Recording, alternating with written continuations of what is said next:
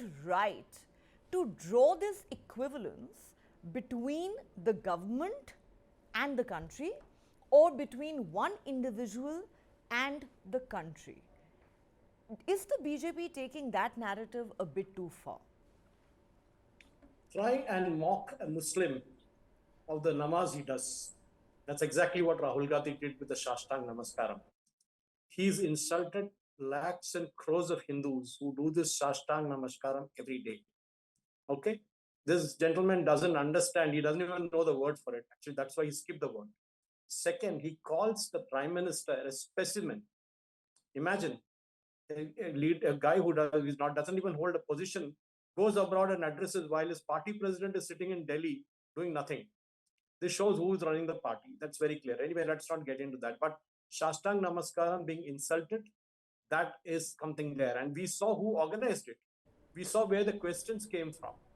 Okay, we all know who organized this meeting, who organized this all, who organized the buses for it. They're all out in the open. It's very, very clear. Satyanaran Gangaram Pitroda, who is standing right behind, known as Sam Pitroda, organizes the everything. It is kind of written script that is read out. But insulting a country, you said a country is too big to be insulted. Give me one example from a developed country. Don't take Pakistan as an example, where the opposition leader goes abroad and criticizes their own prime minister or their own country or their own religion. Give me an example of it, please. That is what I'm trying to ask. What are you trying to achieve? You talk about your positives. You talk about the challenges that you have. You talk about a Dalit president whom you locked up in the toilet so that your mother could become the president of the Indian National Congress. And he says BJP is a party of the upper caste Hindus, without realizing that the Congress never had one. That's a problem. Okay. Now come to the point. When Sitaram Kesri was locked up in the toilet, why didn't Rahul Gandhi react to that comment now? That is what we want to ask him. And second point, he said that BJP is an upper caste party. When Draupadi Murmu was kind of proposed as a candidate, this same party, headed by this same gentleman, opposed her. Okay? When Dr. APJ Abdul Kalam came up for a second term in office, Sonia Gandhi, his mother, opposed it. When Ramnath Kovind was proposed as a presidential candidate, again, this party opposed it. What is he talking about? He's talking about Modi advising the defense ministers, Modi advising the planning commission, Modi advising XYZ, forgetting that his own great-grandfather had given away 38,000 square kilometers to the Chinese in what is now called Aksai Chin. He doesn't even utter a word. Another thing, did you notice? He doesn't speak about Adani anymore because that has been demolished by the Supreme Court.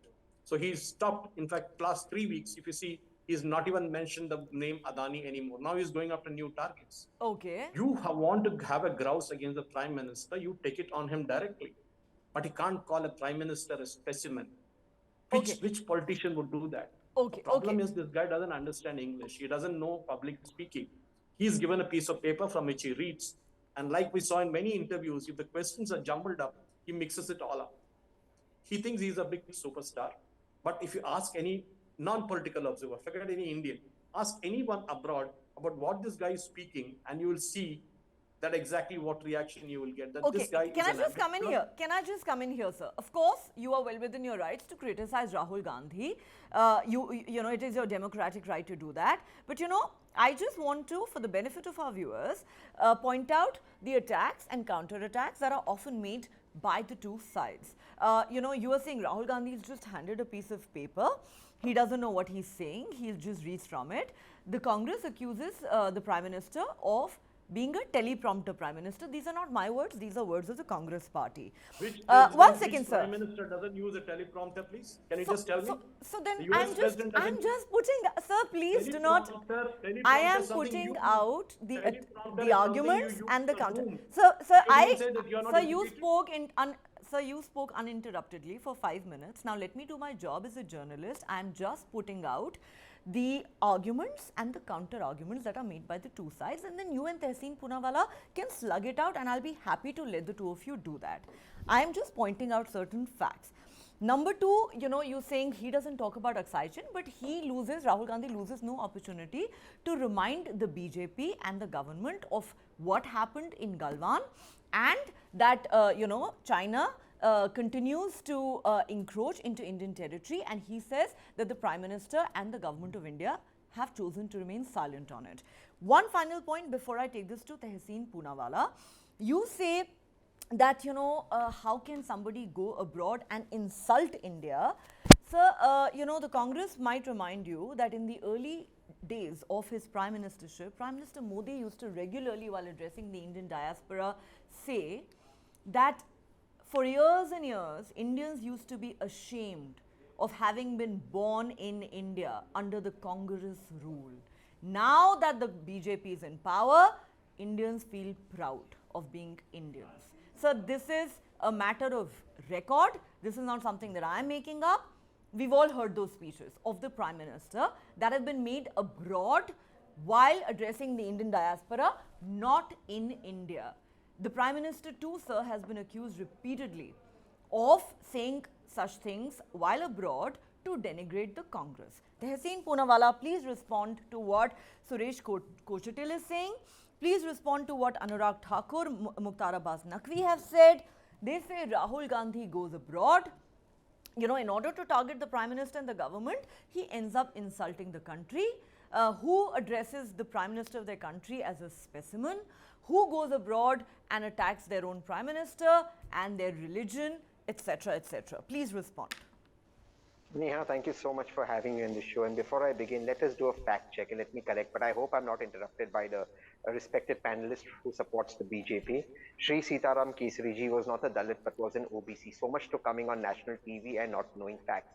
Let's come to the substance of the issue. The substance of the issue is A.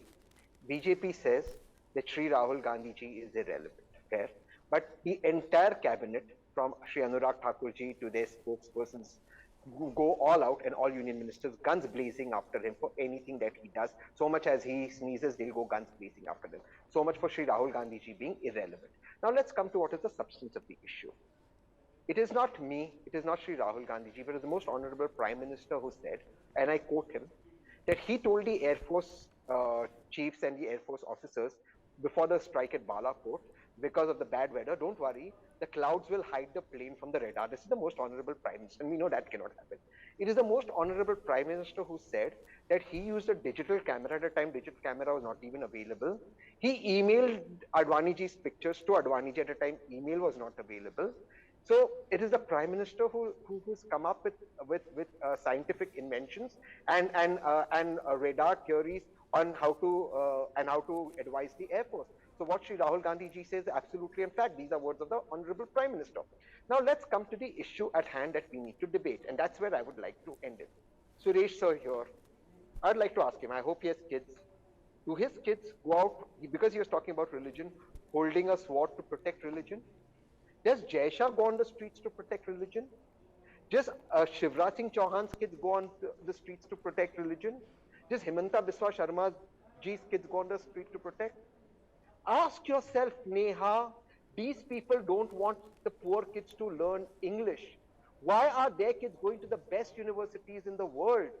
Why, when these people, and may they get very long and healthy and great lives, but when the most honorable Home Minister, Shri Amit Shah ji, was unwell, he got admitted to the best hospital in Delhi, which was a scientific hospital. Why aren't their kids on the road if there is such a problem of religion being insulted?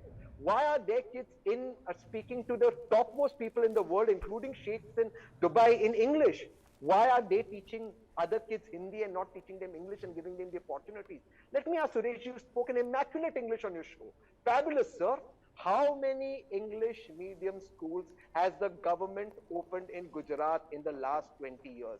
The answer is exactly as the economic knowledge of the current finance ministry. Zero. Zero English medium schools opened in Gujarat in the last 20 years. Let me ask you, sir, how many English medium schools have opened in Madhya Pradesh in the last 15 years of the BJP government? Zero. Why, sir? Why is this privilege being taken away? Why are their kids, Shivraj Singh Chauhan's kids, go abroad to study? Sir tweets about it, and he should. He should be proud that his son studies. I have nothing against his son. May God give him a lot of prosperity and good life. But why aren't their kids studying in these Hindi medium schools? Okay. Why aren't they on the streets? This is what we have to fight against, Neha. And you said India is insulted. I'll end with this, Neha. India is insulted when a very powerful member of parliament is accused under the most heinous crime, under the POXCO Act, and you have no other example in the country where a minor girl's statement under 164 is recorded, it matches the original complaint, and the Delhi police shamelessly comes out and says, we have no evidence. India is insulted when a woman who's raped and her child is smashed on the stone while she was pregnant, their rapists are released and they are called sanskari. India is insulted when you have people who are accused of murder and accused of rape are out and their BJP leaders go to their satsangs. That's when India is insulted. Okay, point that taken. That is insult for India.